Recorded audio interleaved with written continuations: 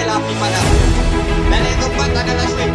Hari ini kita laksanakan pada 8 hari bulan hari ini, 8 hari bulan April 2025, kita laksanakan latihan kebakaran. Dan Alhamdulillah, walaupun perjalanannya tak begitu lancar, pelajar turun dengan amat perlahan, berjalan saja punggung pun, tapi berlangsunglah. Assalamualaikum warahmatullahi wabarakatuh.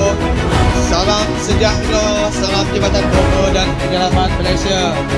Kuis tekan je sampailah api padam.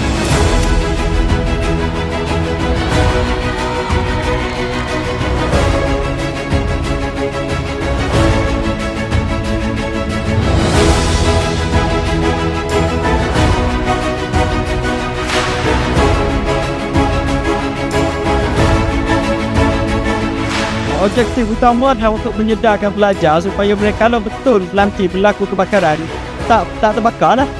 Tapi sekarang saya dapati macam yang pegawai bombong kita tadi, memang ramai yang terbakar dan tertinggal. Harapan saya tahun depan, tahun mendatang, dalam masa 4 minit ataupun kurang daripada tu, semua telah berkumpul dan semua pelajar telah dicatatkan nama oleh ketua tingkatan, bukannya oleh guru tingkatan.